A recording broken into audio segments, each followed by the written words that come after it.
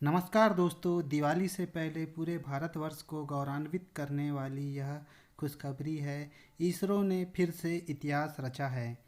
भारतीय अंतरिक्ष अनुसंधान संगठन ने 7 नवंबर 2020 को श्रीहरिकोटा के सतीश धवन अंतरिक्ष केंद्र से पृथ्वी अवलोकन उपग्रह और साथ ही 9 अंतर्राष्ट्रीय उपग्रह, जिसमें से एक उपग्रह लिथुनिया जो कि यूरोप में आता है और लग्जमबर्ग, यह भी यूरोप का ही देश है। लिथुनिया का एक, लग्जमबर्ग के 4 उपग्रह और संयुक्त राज्य अमेरिका के 4 उपग्रह इसमें शामिल है। और दोस्तों, यह प्रक्षेपण PSLV C49 प्रक्षेपण यान के द्वारा किया गया। दोस्तों, आइए जानते हैं पृथ्वी अवलोकन उपग्रह क्या क्या इसकी विशेषता हैं, इसके बारे में जानते हैं। यह एक प्राइमरी रेडार इमेजिंग सैटेलाइट है। इसका एडवांस रीसेट सिंथेटिक रडार बादलों के उस पार देखने में सक्षम है। इतना ही नहीं, किसी भी मौसम में दिन या रात की बंदिशों के बगैर यह बादलों के उस पार देख सकता है, जिससे हमारे देश की अंदरूनी सिक्योरिटी मजबूत होगी। यह कृषि, वानिकी और आपदा के प्रबंधन में सहायता प्रदान करेगा और यह सरहद और समुद्री सीमाओं पर निगरानी रखने में मजबूती मिलेगी। प्रधानमंत्री नरेंद्र मोदी ने भी इस सफल लॉन्चिंग के लिए इसरो को बधाई दी है। दोस्तों, आइए जानते हैं इसरो के बारे में कुछ महत्वपूर्ण तथ्य।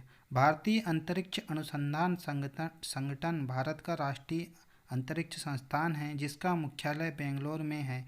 इस संस्थान का मुख्य कार्य भारत के लिए अंतरिक्ष संबंधी तकनीकी उपलब्ध करवाना है। इसरो की स्थापना 15 अगस्त 1969 को हुई थी। इसके वर्तमान निदेशक डॉक्टर के सिवान है।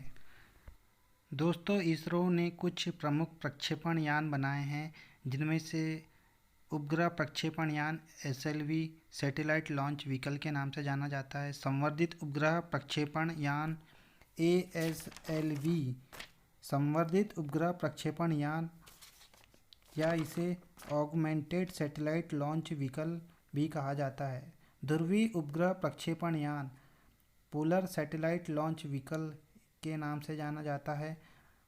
भू स्थिर उपग्रह प्रक्षेपण यान geo synchronise satellite launch vehicle.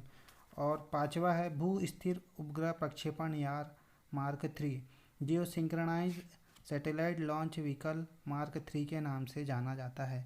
दोस्तों, आइए अब हम इन प्रक्षेपण यान के बारे में कुछ महत्वपूर्ण बातें जान लेते हैं। उपग्रह प्रक्षेपण यान SLV यह अनुसंधान 1970 के दशक में शुरू हुआ, जो उपग्रहों को प्रक्षेपित करने के लिए आवश्यक प्रौद्योगिकी विकसित करने के लिए किया गया था। उपग्रह प्रक्षेपण यान परियोजना का शुभारंभ doctor APJ Abdul Kalam sir की अध्यक्षता में किया गया था। इसका उद्देश्य 400 किलोमीटर की ऊंचाई तक पहुंचना और 40 किलो के पेलोड को कक्षा में स्थापित करना था। दोस्तों, उसके बाद बात करते हैं ASLV।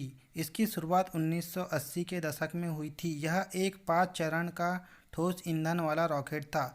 इसका मुख्य उद्देश्य पृथ्वी की कक्षा में 150 किलो के उपग्रहों को स्थापित करना था। दोस्तों, पोलर सैटेलाइट लॉन्च व्हीकल यह भारत की तीसरी पीढ़ी का लॉन्च व्हीकल है।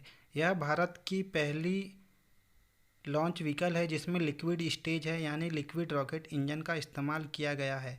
1994 में पहली बार इसका सफल लॉन्च किया गया था। PSLV आमतौर पर 1750 किलोग्राम तक के सैटेलाइट को अंतरिक्ष में भेजता है। दोस्तों, इसके बाद नंबर आता है GSLV भू स्थिर उपग्रह प्रक्षेपण यान। यह बहुचरण रॉकेट होता है जो 2 टन से अधिक भार के उपग्रह को पृथ्वी से 36,000 किलोमीटर की ऊंचाई पर भू स्थिर कक्षा में स्थापित कर देता है, जो विषुवत वृत्त या भूमध्य रेखा की सीध में होता है। ये रॉकेट अपना कार्य 3 चरण में पूरा करते हैं। इनके तीसरे यानी अंतिम चरण में सबसे अधिक बल की आवश्यकता होती है। रॉकेट की यह आवश्यकता केवल क्रायोजेनिक इंजन ही पूरा कर सकते हैं, इसलिए बिना क्रायोजेनिक इंजन के GSLV रॉकेट का निर्माण मुश्किल होता है। अधिकतर काम के उपग्रह 2 टन से अधिक के ही होते हैं। इसलिए विश्व भर में छोड़े जाने वाले 50% उपग्रह इसी वर्ग में आते हैं। GSLV रॉकेट इस भार वर्ग के 2-3 उपग्रहों को एक साथ अंतरिक्ष में ले जाकर निश्चित किलोमीटर की ऊंचाई पर भू स्थिर कक्षा में स्थापित कर देता है। यही इसकी प्रमुख विशेषता है। दोस्तों, उसके बाद नंबर आता है geo synchronise satellite launch vehicle mark 3, या जिसे GSLV मार्क 3 के नाम से भी जाना जाता है। इसे भू स्थिर कक्षा जियो स्टेशनरी ऑर्बिट में उपग्रहों और भारतीय अंतरिक्ष यात्रियों को प्रक्षेपित करने के लिए विकसित किया गया है। GSLV मार्क 3 में एक क्रायोजेनिक इंजन लगा हुआ होता है, जिसकी मदद से यह अधिक भार ले जाने में सक्षम होता है। GSLV मार्क 3 द्वारा चंद्रयान 2 को 22 जुलाई 2019 को लॉन्च किया गया था, जिसमें एक चंद्र ऑर्बिटर, लैंडर और रोवर शामिल था। यह सभी स्वदेशी रूप में विकसित किए गए थे। दोस्तों, इसरो द्वारा समय समय पर अंतरिक्ष में प्रक्षेपण किए जाते हैं और इसरो ने कई बार इतिहास रचे भी हैं, जो हम सब भारतवासियों के लिए बहुत ही गर्व की बात है। और हमें साथ ही पूरे जो इसरो के सभी वैज्ञानिक हैं, मैं उन्हें बधाई देता हूं और धन्यवाद करता हूं कि वह दिन रात मेहनत करके अंतरिक्ष की दुनिया में भारत को एक नई महाशक्ति के रूप में स्थापित कर रहे हैं। धन्यवाद दोस्तों। यदि आपको मेरा वीडियो अच्छा लगा हो और यदि आप मेरे चैनल से नए जुड़े हैं तो मेरे चैनल को सब्सक्राइब करें, लाइक करें, कमेंट करें, शेयर करें। धन्यवाद दोस्तों। जय हिंद, जय भारत, वंदे मातरम।